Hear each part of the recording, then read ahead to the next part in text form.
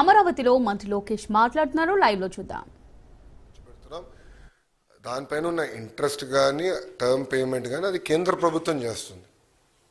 పోలవరం ప్రాజెక్టుకి నిధులు ఈరోజు మంజూరైనవి. అంతెందుకండి, ఎన్నికల ముందల విశాఖ స్టీల్ ప్లాంట్ ప్రైవేటీకరణ అవుతుందని చెప్పిన వాళ్ళు వైకాపా నాయకులు ఈరోజు కూటమి ప్రభుత్వం కలిసికట్టుగా పోరాడి విశాఖ స్టీల్ ప్లాంట్ని ప్రైవేటీకరణ జరగకుండా చేసుకున్నాం. అది మాకున్న చిత్తశుద్ధి. 13,000 కోట్ల రూపాయలు అండి. కేంద్ర ప్రభుత్వం 11,000 కోట్ల రూపాయలు, రాష్ట్ర ప్రభుత్వం సుమారుగా 2,800 కోట్ల రూపాయలు రెండు జోడించుకుని విశాఖ ఉక్కుని మేము కాపాడుకున్నాం. మరి దాని గురించి మాట్లాడమనండి.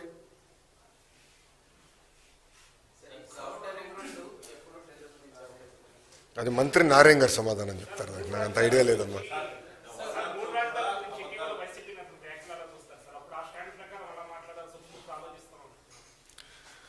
అంటే ముందల జగన్మోహన్ రెడ్డి గారికి సబ్జెక్ట్ మీద క్లారిటీ ఉంటే బాగుంటుంది కదా. మీడియా మిత్రులు వెళ్ళినప్పుడు అడగాల్సింది ఆయన స్టాండ్ ఏంటో అమరావతి పైన. అంటే ఒక రాజధాని కట్టుబడి ఉన్నాడా లేదంటే 3 ముక్కలు ఆటలాడుతున్నారా అనేది ఆయన సూటిగా ప్రశ్నించాడు.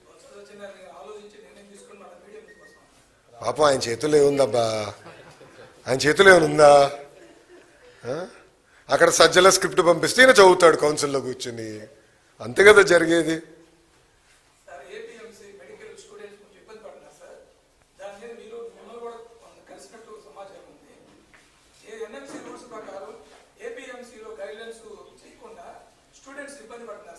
No. We are following NMC rules. We are strictly following NMC rules. And పక్క రాష్ట్రాల్లో ఏదైతే ఫాలో అయ్యారో అదే ఫాలో అవుతాడు. We are not going to break rules. NMC rules లేదు. నో ఎన్ఎంసీలో లేదు. అది మీరు తీసుకురండి. నాకున్న అవగాహన మేరకు స్ట్రిక్ట్గా, అందుకని నేను కొంచెం సబ్జెక్ట్ చదివాను.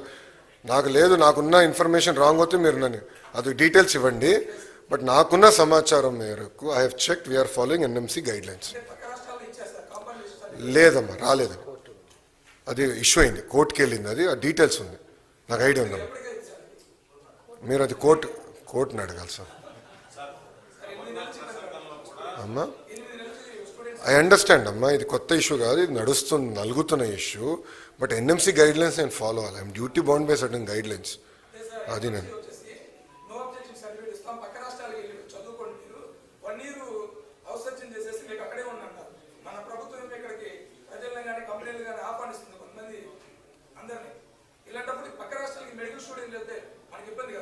Sir, let me follow the rules, the guidelines laid down.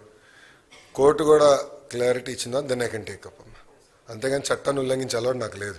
Want very clear.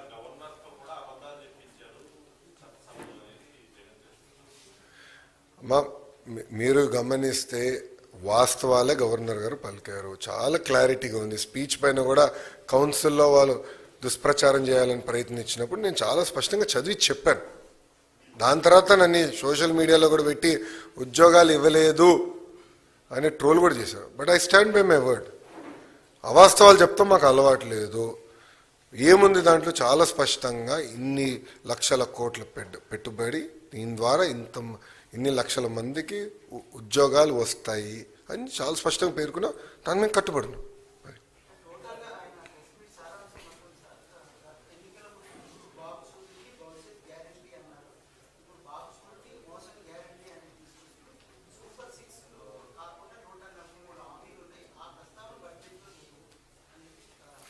Sir, ఒక మాట అడుగుతున్నా, సిపిఎస్ఐని ఎందుకు రద్దు చేయలేదండి? సంపూర్ణ మద్యపాన నిషేధం చేస్తా అన్నారు. సొంత బినామీలు పెట్టుకుని అడ్డగోలుగా మద్యం పైన డబ్బులు సంపాదించాడు, అవునా కదా? ఓకే, సూటిగా ప్రశ్నిస్తున్నా, సొంత బిడ్డలపైన ప్రమాణం చేయమనండి ఆయన అవినీతి చేయలేదని. మద్యంలో సొంత బిడ్డలపైన ప్రమాణం చేయమనండి, మద్యంలో నేను అవినీతి చేయలేదని. Will accept. జగన్మోహన్ రెడ్డి గారు ఛాలెంజ్ చేస్తున్నాను, ప్రమాణం చేయమనండి. అరే, ఆయన హామీలు నిలబెట్టుకుని మమ్మల్ని ప్రశ్నిస్తాడు ఆయన. వాస్ పెన్షన్, మేము 20 లక్షల ఉద్యోగాలు. ఫస్ట్ మీరు బాబు షూరిటీ భవిష్యత్ గ్యారంటీ మీరు చూస్తే బాబు సూపర్ 6లో మొదటి హామీ 20 లక్షల ఉద్యోగాలు. చాలా స్పష్టంగా ప్రైవేట్ ప్రభుత్వ రంగంలో అని చెప్పాం. మేము ప్రైవేట్ రంగంలో పెద్ద ఎత్తున పెట్టుబడులు తీసుకొచ్చాం, ఇంకా తీసుకొస్తాం. నంబర్ 2 టెట్ నిర్వహించాం. డిఎస్సి నోటిఫికేషన్ వచ్చి గల 1 మ్యాన్ కమిటీ రిపోర్ట్ వచ్చిన తర్వాత, 1 మ్యాన్ కమిషన్ రిపోర్ట్ వచ్చిన తర్వాత దెన్ నిర్ణయం అంటే మన నోటిఫికేషన్ ఇద్దామని ప్రభుత్వం ఒక నిర్ణయం తీసుకుంది. అది ఈ నెలలో వస్తుందని భావిస్తున్నాం. వచ్చిన వెంటనే ఈ నెలలో ఎట్టి పరిస్థితుల్లో నోటిఫికేషన్స్ ఇస్తాం. దాని తర్వాత జాబ్ క్యాలెండర్ కూడా ఇస్తాం.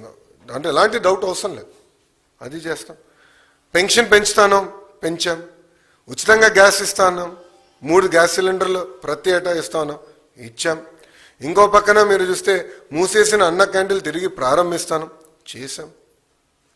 విశాఖ ఉక్కు ప్రైవేటీకరణ జరగకుండా చూసుకుంటాను, చేశాం. ప్రైవేటీకరణ జరగకుండా చేశాం.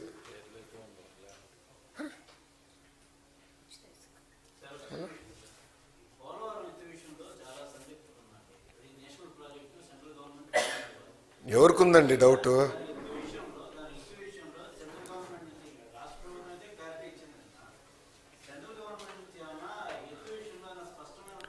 సార్ ఒకటి అడుగుతున్నా, ఎందుకు చేయాలి? నేను అడుగుతున్నా, ఎవరు తగ్గించారని ఎవరు చెప్పారు ఎత్తు? నేను మాస్కింగ్. ఇది ఎట్లుందంటే మీడియా మిత్రులు మీరు ఏమనుకోకపోతే, వైజాగ్ వెళ్ళానండి, ప్రెస్ మీట్ పెడుతుంటే ప్రధానమంత్రి గారు వచ్చి చెప్పాలి విశాఖ ఉక్కు ప్రైవేటీకరణ జరగదని. అరే బాస్, మంత్రి గారు చెప్పారు, డబ్బులు వచ్చినాయి, వర్క్ జరుగుతుంది, ఇంకేం హామీ ఇవ్వాలనేనా అంటే కేంద్ర ప్రభుత్వం ఎత్తు తగ్గిస్తుంది అని ఇక్కడి నుంచి ప్రకటించిందా? ఒక్క నిమిషం సార్, చాలా స్పష్టంగా 45.7 అని మేము ఎప్పుడు చెప్తానే ఉన్నాం. ఎంతోమంది ఇరిగేషన్ మంత్రులు కేంద్రం నుంచి వచ్చి వాళ్ళు అదే చెప్పారు. ఎత్తు తగ్గించాలని ప్రయత్నించింది వైకాపా ప్రభుత్వం. ఎందుకంటే ఆర్ఎన్ఆర్ ప్యాకేజ్ ఎగ్గొట్టచ్చు, అవసరం లేదని వాళ్ళు ప్రయత్నించారు. కూటమి ప్రభుత్వం చాలా స్పష్టంగా 45.7 కౌంటర్ లెవెల్కి కట్టుబడి ఉన్నాము. There is only one sir, there is one phase, there is only one phase. Central government ఏం ప్రకటించలేదు. రాష్ట్ర ప్రభుత్వం పోలవరం ప్రాజెక్ట్ని 2 విడతలు చేస్తాము అని గత ప్రభుత్వం చెప్పింది, వైకాపా ప్రభుత్వం చెప్పింది.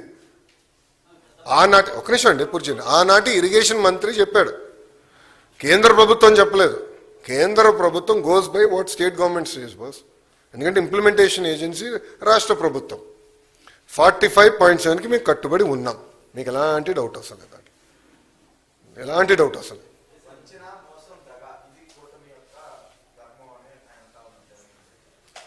దేనిపైనండి స్వామి? ఈరోజు మేము పరదాలు కట్టుకుని తిరగట్లేదు ఆయనలాగా ముఖ్యమంత్రి గారు ఇంటి చుట్టూ 144 సెక్షన్ పెట్టుకుని బతకట్లేదు మేము. ప్రజాప్రతినిధులు కానీ, సంఘాలు కానీ, ప్రజలు కానీ వచ్చి కలిసిదానికి అద్భుతమైన అవకాశం మేము కల్పిస్తున్నాం. నిరంతరం ప్రజల్లో ఉంటున్నాం. గతంలో గత ప్రభుత్వంలో జరిగిన విధంగా ప్రజా దర్బార్లు పెట్టుకుంటున్నాం. ప్రజల సమస్యలు మేము పరిష్కరించడానికి అహర్నిశలు కష్టపడుతున్నాం. ఈరోజు ఆయన ఆ మాటలు చెప్తే నిజంగానే చాలా ఆశ్చర్యంగా ఉంది.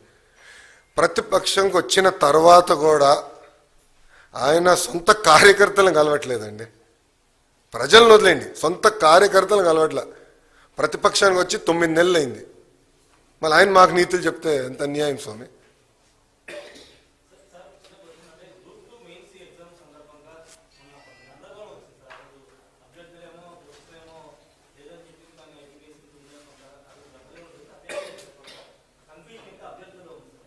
ఎగ్జామ్ అయిపోయింది కదండి, ఎగ్జామ్ అయిపోయింది కదమ్మా. ప్రభుత్వం పైన ఉన్న బాధ్యత ఆ రోజు లేదు, ఇట్లా అడుగుతున్నారు, టైం కావాలని అడుగుతున్నారని మేము లెటర్ కూడా రాసాం. ఏపీపీఎస్సీ చైర్మన్ గారు లేదు, యాజ్ పర్ షెడ్యూల్ మేము నిర్వహిస్తాం, మేము ముందరికి వెళ్ళాలని నిర్ణయం తీసుకున్నామని చెప్పారు. It is a constitutional body. Chairman గారు నియమించే అధికారం ప్రభుత్వానికి ఉంది తప్ప తర్వాత వాళ్ళు తీసుకున్న నిర్ణయాలు as a independent body they are taking decisions, just like Election Commission. No అయిపోయిందా? షూర్, ఓకేనా? Thank you very much. Jai Hind.